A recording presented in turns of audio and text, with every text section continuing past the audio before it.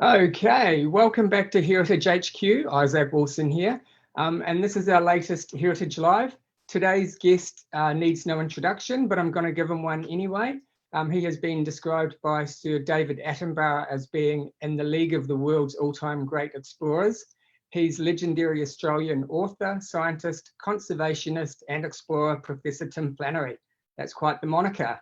Tim is a regular guest on our voyages and has a deep personal and scientific connection to both Indonesia and Melanesia. And we are super excited to welcome Tim back as a guest lecturer on our Indonesian Explorer Voyage in October. Welcome, Tim. Thanks for joining us. It's awesome to have you here, and we look forward to hosting you in October as well. Oh, thanks so much, Isaac. It's great to be with you today, but I must say I'm so looking forward to the trip later in the year. It's going to be really special. Excellent. I did the voyage last year, so I know how special it is. You're in for a treat. That's quite the intro by Sir David Attenborough. How did you feel when he dropped that on you?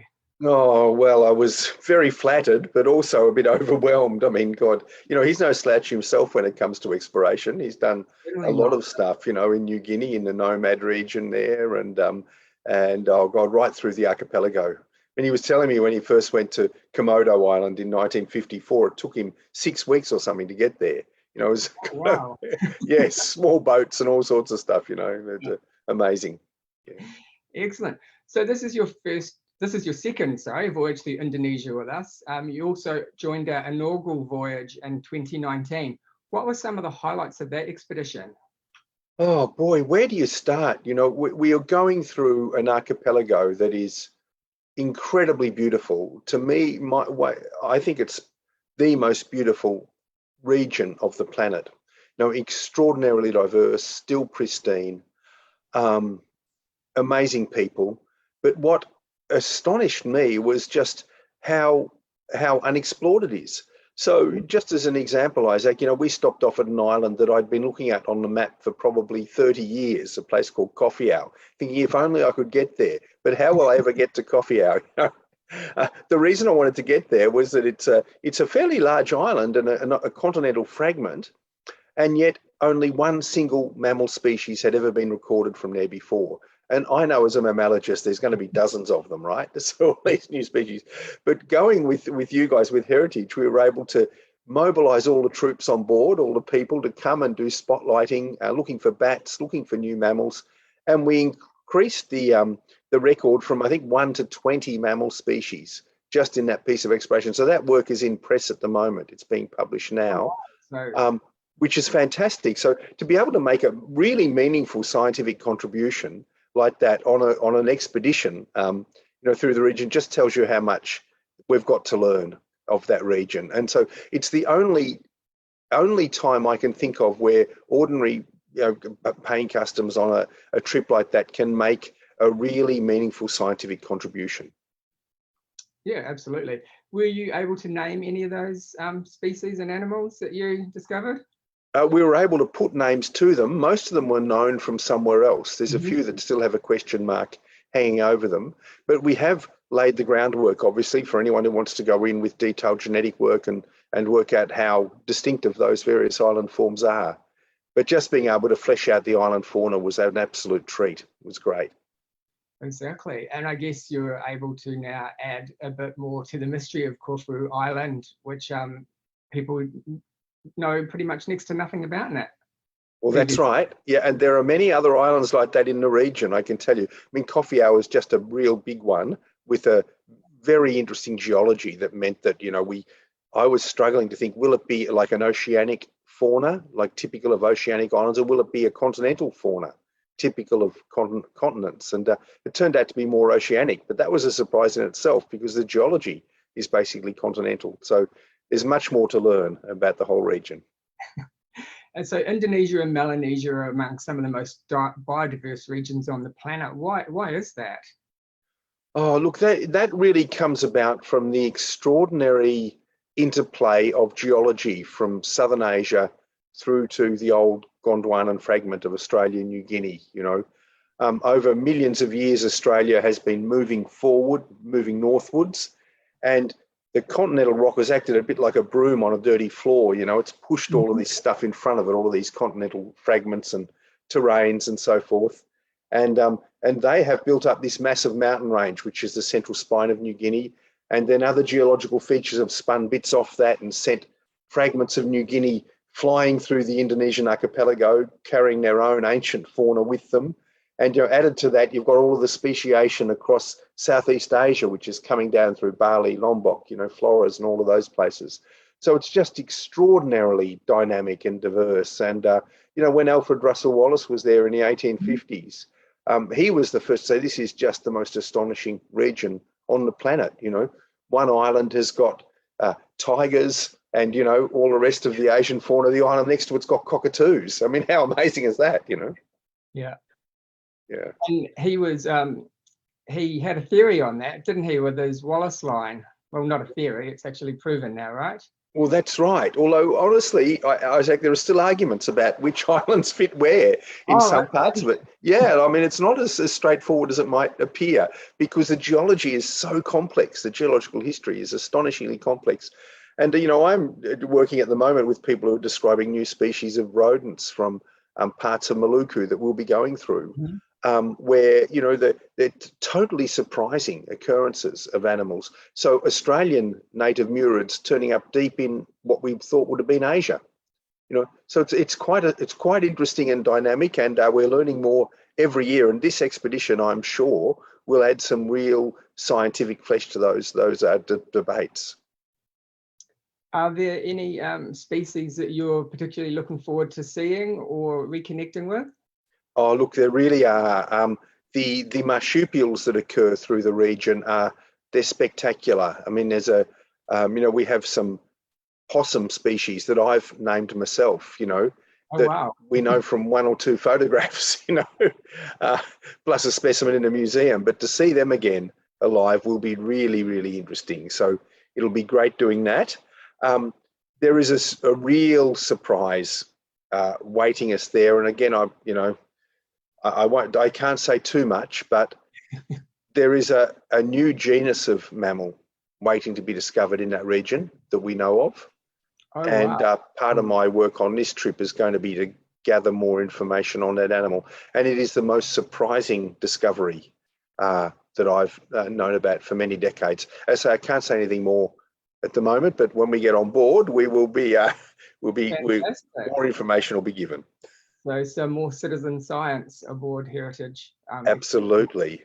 Well, that's the great thing about it. I mean, on that last trip we did to Coffee Hour, I was really surprised at the way people got so enthusiastic and picked up the techniques we needed so well, and were helping out so much. So it was just one of those great things. You could see people catch the sort of fever of excitement, really, of discovery, and be part of it. And we, of course, thank them all in our scientific paper. So that's it's good. Yeah, absolutely. Yeah. And quite awesome for them to be involved as well. Yeah, absolutely. You were able to swim with the whale sharks on your voyage? We were. It was great. I mean, God, that is another one of those things that you just will never forget. And I remember being in the water with my wife, actually, and I saw this enormous whale shark sort of come up behind her, and its fin was within centimetres of her as it went past, but she had her back to it. So the first thing she saw was this huge thing just appear beside her, and she was in awe. She said it was one of the great experiences of her life, that dive. And it really is. It's just, you can't, words fail you when you try to explain what it's like to be in the water with these awesome creatures. Yeah, but I saw majesty and carriage to them, plus they're the size of like a double-decker bus. Exactly. Flying by, Yeah, it's incredible. But look, I saw the Komodo dragon there as well. You were showing. Yes, we get to walk with them now in Komodo National Park. That is great. Look, could I just tell you about an experience we had on the trip? Absolutely. So when we were on Komodo, I had my little boy with me, and he was about 6 at that stage. And I thought, I don't like really the idea of walking him through the dragons. So I put him on my shoulders, and I was carrying him, and I stumbled on a rock, and he let out a cry of alarm, and all of these dragons that were just peacefully sleeping there around our feet, all of a sudden, heads up, tongues out. Yeah. An alarmed young mammal. That's exactly what they want. but because he was silent, be quiet. He was silent for a bit. They all lost interest and then just laid down again. But boy, you get a sense of them as top predators when you do something like that. Absolutely. We watched a video prior to seeing them, which was a little unnerving because, as you say, they're quite docile, and that when you see them on the beaches and that when they're digesting their food or giving off that impression of laziness, so the animals just get used to walking past them and then to have that element of surprise or ambush that's part of the repertoire.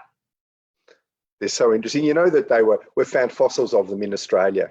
So they were present in Australia until about 40,000 years ago. And I think Komodo Island is sort of the last, it must be the most northwestern part of their distribution. It's just kind of, it's interesting why they survived there, and not in Australia or New Guinea. They must have been right through that area.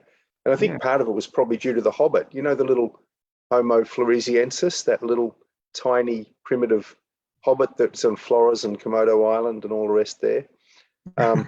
It became extinct about 50,000 years ago, but it was a primitive hominid type creature that was probably a good hunter, but not as good as us. And I think that Komodo dragons learnt to fear bipedal hominids and therefore avoided absolute extinction from humans because they were schooled in how to survive by these little hobbits, I suspect. So there's so many interesting stories through the region, Isaac. I don't want to take up too much time talking about them, but it's just a wonderland. It's great. Yeah, and you were talking before about there's so much more to discover, and I mean just recently, well not recently, but relatively recently, they became aware that Komodo dragons actually had a venomous bite, and that prior to that they were believed that was carrion in their teeth or something that would give this animal sepsis if they bit, but no. That's right, indeed. And there's a couple of lizards or reptiles, obviously snakes, but there's also some lizards with a venomous bite, and the Komodo is now listed among them.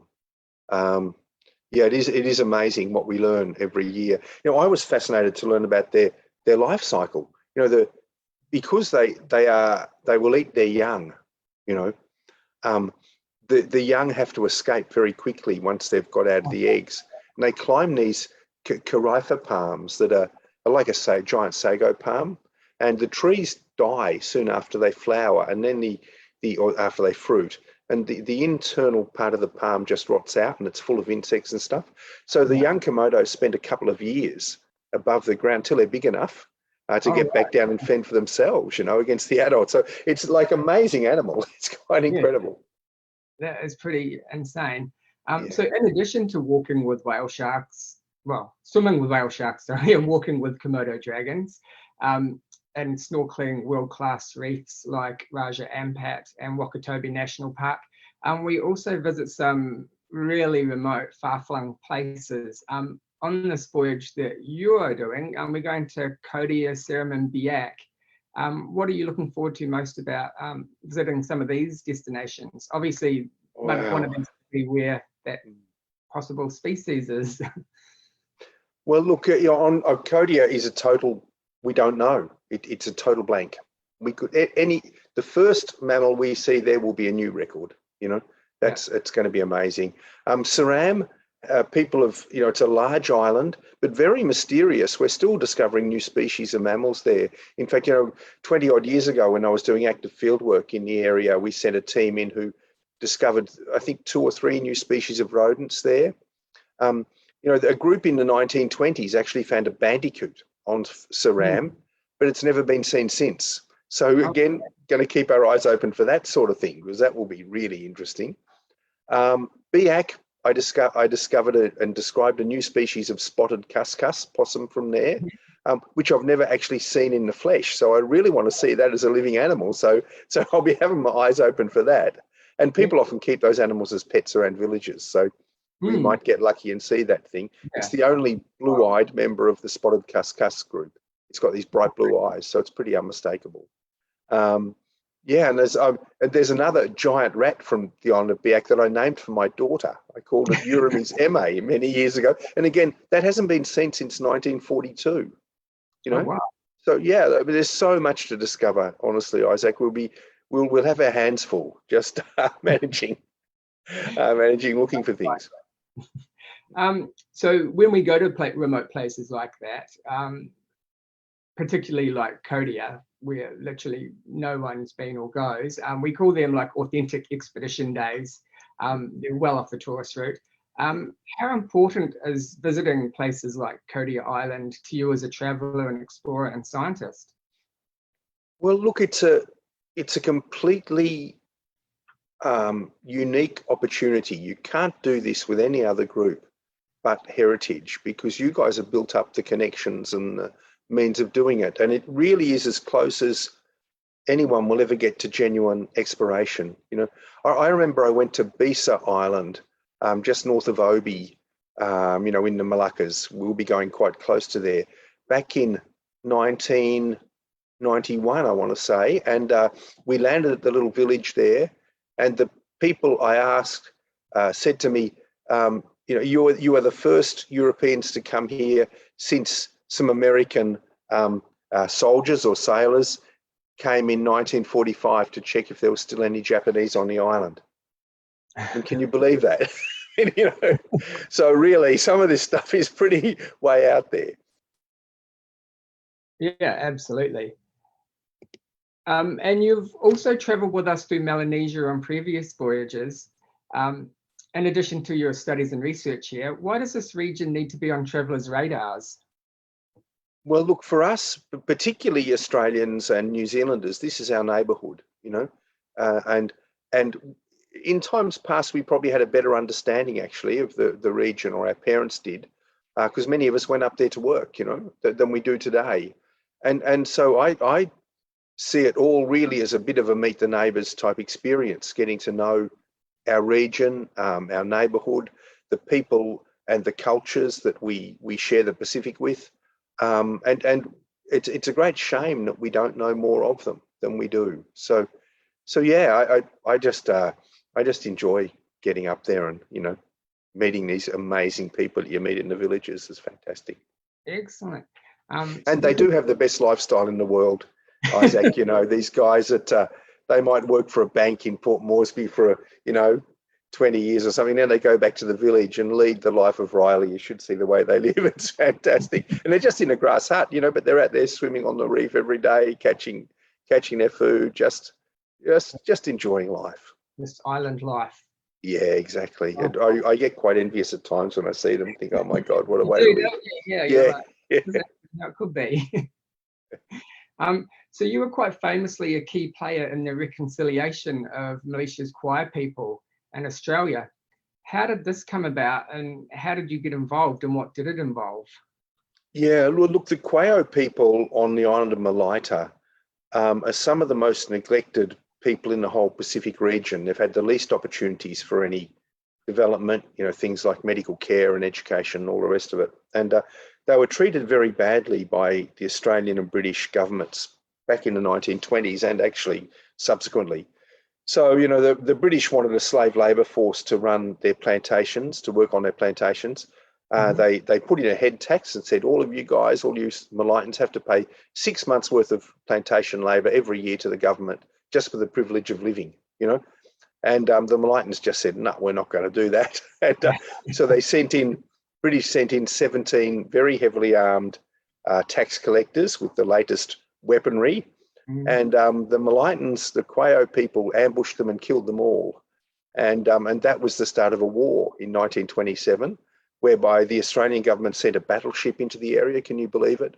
You know, with an army to kill Quayo warriors. And the Quayo, finally, the leader of the Quayo walked down out of the mountains. He realised it was just a massacre for his people. So he walked down out of the mountains to give himself up. And that was the moment really for a bit of nobility on the part of the British, but they took him away with his 2 sons and hung them all within just a couple of days of a mock trial. So it was a total catastrophe. And, you know, the Civil War has raged in the minds of the Quayo ever since. So they were killing Australians and Brits right through till 2013 or so. You know, there was, and so I wanted to do a conservation program in the area because the very last of the pristine forests of Malaita were in that area. So we had to make peace first before we could do the project. And that was an awesome experience. You know, I ended up walking into the mountains up 1,000 meters high, you know, under armed protection, under armed guard with 8 young men around me. And we had 10 days of ceremony trying to create peace. And thank heavens we were successful. It was really one of the most moving experiences of my life to be there in the ancestral shrines with everyone, you know, paying compensation for those who died, and you know, trying to create peace after this 91 years of war. So that was awesome. Yeah, that was amazing. And what did some of that reconciliation? You talk about being there for 10 days. What did that involve? Well, you know, the core of the heart of the ceremony involved walking up to this ancestral shrine. So I should just put it in context. So it was July in 2018. You know, it was the height of the wet season. All of the rivers were flooded. The walk up was from before dawn to after dark, you know, and I got there totally soaked. And then under armed guard, as I said, 8 young men had to sleep with me through the night because we hadn't done the ceremony. And then the next morning we got up at dawn and walked out to this remote forest grove another couple of hours away, and in this rough limestone karst topography, you know. We got there was a shaman there with a string of human teeth around his neck. We were all dressed in just leaves, and he started chanting, you know, and he got to this moment in the chant where he you know, came to a word, and I heard this scream behind me, and you turn around, there's 30 senior Quayo men there as part of it, and one of them has fallen on the ground in a faint with his eyes turned back in his head, you know. And that word that was mentioned was his son's name. So at that second, he is pledged before the ancestors not to take revenge for his son's death, you know. And it was just like that all day. It went on, and you know, we were throwing pigs down this sinkhole, live pigs, to appease the ancestors, and chewing buai nuts, and just this whole day of ritual. So that was where we paid for the Quayo deaths, and the next day the Quayo paid me for all the Australian and British deaths and paid me in shell money. And that was a really moving day. You know, I had arms full of shell money. I could have married half the bloody women in Quayo with all of the shell bride wealth I got, but it all belonged to the museum, of course. So I took it. I wanted to put it in the museum. So yeah, that's people's lives. So it was a very important part of the story. So we put it in the Australian Museum. But on the way back down, you know, after 10 days of this, we halfway down the mountain, we met an old man, and he explained to me in pidgin English that his knees weren't good enough to make the walk up, but he really wanted to pay compensation for some deaths. And he pulled out of his billum this, out of his string bag, this red shell money, and all of the Quayo went, whoa, you know, we never see this stuff. This is the most valuable. This is like, you know, a bloody Maserati or something for them. It was, you know, very, very valuable. So I don't know what he'd done, but he'd done something in the past that obviously was, you know, needed to be compensated for. So I took the shell money anyway and thanked him. We were about to walk off down the hill, and everyone stopped and looked, and behind us there was a ridge, and this bird flew over the ridge and literally flew down right beside us and then continued down the valley in the direction we were to take to get to the coast. And the bird was the Malayan eagle, and it's a sacred bird of these people. And I'd never seen one before. They're really rare. And to have it happen just then, it was like sealing the deal. You know, all of the Quayo just knew this was the moment when the ancestors had blessed this thing. It was just, I'm not making it up. It sounds like it's kind of something out of some surreal fantasy, but it actually happened, Isaac. And it was just kind of one of those moments you think, wow, what sort of world do we live in here? What's happening here? Absolutely. I mean, that's life-changing both for yourself and for the Quayo people as well. It sounds like there might have been an element of danger there. How did you approach your involvement? Look, it was a boiling frog syndrome, you know, Isaac. Originally, the party was meant to be myself and the Australian ambassador and the British ambassador and the Solomon Islands Minister for Peace and Reconciliation and so forth. But, you know, it took me 4 days in the wet season to actually get to the start of the journey. You know, the roads were washed out, flights were delayed, all the rest. When I got there late in the evening, I got off a canoe coming off a stormy sea, which was bad enough.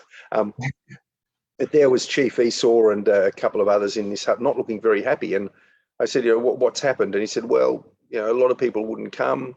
And he said, we've got 90% of the people to agree that this is a good idea, which immediately had me thinking, what about the other 10%? Mm-hmm. But he said, don't worry, we've got a group of people here who will look after you young men armed with axes and bows and arrows who won't leave your side until we've done this ceremony. And that was it. And then we started off, I climbed up the mountain. I remember them forming chains, human chains across some of these flooded rivers so we could be passed bodily across, And it's funny, there you are, and the bloke's got you like that around his chest. So you're there and he's got a big axe like this, kind of as he's holding out of the water, it's interesting. And anyway, we got up there and the ceremony happened, and then there was no detention, vanished, because once people had pledged before the ancestors to do something, there's no going back. But when we got down finally at the other end and got back into Auki, which is the regional capital, Esau said, look, I've got to tell you something. He said, those young men who were guarding you, he said, they were the worst rascals in all of Quayo. He said, and the one who was the head of the group with the axe, he was the guy who killed the Australian in 2013. Oh, right. And I said, why did you do that, Esau? He said, I had to give them a job that was meaningful so they'd buy into this, and also had to keep an eye on them. So I had to keep them very close. So we made them your security guard. And I thought, oh, thanks for that. Wow. I don't know. I wish you'd told me earlier. Perhaps I would have backed out. But it's kind of, boiling frog. You kind of, you're so far in that you can't go back, really. Yeah. And so now you're very good friends with Chief Esau. I'll be seeing him in a couple of weeks again. Actually, he is one of my great heroes. He's what could I say? One of the great politicians of all time. Excellent. He puts our Australian politicians in the shade with his skills. And for him, when he's doing politics and trying to make things happen like that ceremony, it's not like he can go and retire to the Gold Coast or something. He's got to live in that village with the consequences of his decisions and actions. And it concentrates the mind of political leaders marvelously when that happens, I think. Yeah. So it looks like we could learn some lessons as well. Oh, yeah. I hope you'll all meet Esau. I'm sure you will on this trip. Yes, so, He's a unique human being. We are planning to go there, and people will be able to also take part in a traditional dance, and there's a traditional costume as well. Can you tell us a bit about the dance and the costume? Yeah, look, wow. The dance is I think you'll be doing the Cuete Dance, which is the dance named in honour of this giant rat that started this conservation program up in the area. It's part of their traditional culture. And the dance, of course, you have to wear native clothes because these are pagan people. They have been put upon by the outside world, and they have a view that clothes mean you're hiding something. So, so for them, wearing a leaf is what they do, and it shows honesty and a buy-in. So if you want to participate, be ready to wear a leaf. But could I just say that this is an incredible opportunity, right? These people, you could not go into this area because it was too dangerous until 2018. Right, and there's only been one group ever in there since, which is Heritage, and they've only made 2 visits. So you'll be meeting people who just don't get to see a lot of the outside world, people from the mountain villages who come down and bring some of the things they make with you. Even the coastal people are astonished at the traditional culture of these people. So it's a unique privilege that won't be there forever because they will become more worldly as they go on. But you'll get to see things that they're there now at this moment in time. An opportunity weren't there 5 years ago. They won't be there 5 years from now, probably. And you have to be a part of the dance to experience it, right? You can't just observe it. You have to be. No, you have to be in it. Yeah. So get ready to shed your clothes. There's worse things happen in life, but absolutely, yeah. Yeah. No, it is good fun, and it's amazing when you're part of it because you really feel. I mean, you've been dipped into this ancient culture that hasn't really changed much, probably for many thousands of years, and has really adapted to our part of the world. It sounds like another amazing must-do Heritage Expeditions experience. Do you have any tips for people on avoiding a leaf malfunction? Uh, um, let the Quayo put the leaf on for you. don't try any self-dressing. I think just let them do it, and they're experts at it, and it'll stay in place. Excellent. We also visit many other villages. You get to see the sacred Rom dance. This is in Melanesia on the side of things. There's the water dance on Champagne Beach. So we're taking people into these places that ordinarily you wouldn't have the privilege or the opportunity to visit and experience and have these incredible cultural encounters. What should be front of mind for people when they're visiting new places and new cultures, and maybe a few pointers on etiquette? Yeah. Look, imagine that you've invited some people into your home, to show them New Zealand or Australia and an aspect of the culture, and you've been generous enough to open your home to people. Well, please treat the people you visit in the same way as you'd hope you would be treated, right? You're not going to be going and open. You hope that your visitors won't go and open your fridge or lay in your bed or anything else, So just be respectful, and everything will be fine. They're very generous and wonderful people. They want you there. They want to host you, but please just be respectful. We're just showing a few images here now. So yeah, incredible cultural encounters. Oh, really, really unique. And, the other thing that you've got on top of all of this is, of course, the more recent history, all the war history and everything else. It's such a rich experience. It really is.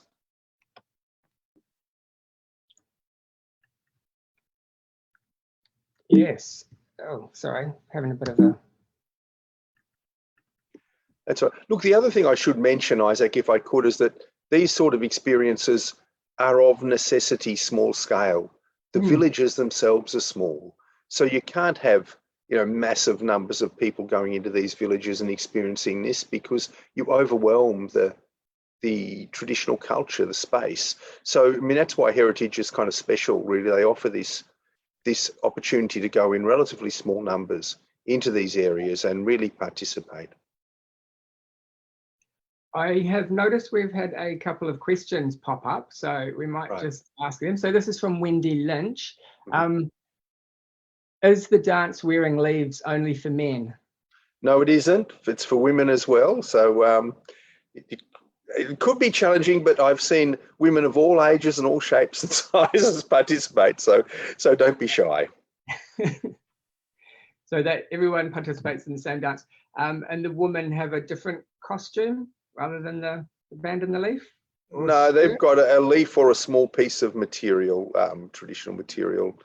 So I'm sorry, but that's it, just one piece too. It's only, I don't know, you'd be lucky to get 10 by 15 centimetres out of it, but it's sufficient.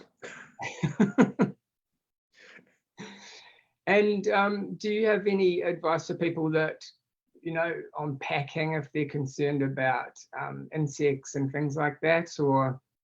Oh, look, clothing items that are a necessity for you? I think sun protection's pretty important. But look, leave some room in your trunk for the stuff you want to buy on the way. There's markets, traditional markets everywhere in Quayo. Some of the Quayo stuff you'll see, the headbands and the combs and stuff, that the only other place you'll see them is in museums, because they are really the last culture still making some of that stuff in the Solomons. And it's a great opportunity to just purchase a little bit of that and support the community and help keep those traditional crafts alive. Yeah, absolutely. And you get, I guess, as you say, they're normally only found in museums and that. And by purchasing, you're also keeping that custom alive and sharing it with other people that might come around and enviously eye it when it's hung on your wall, like my mask.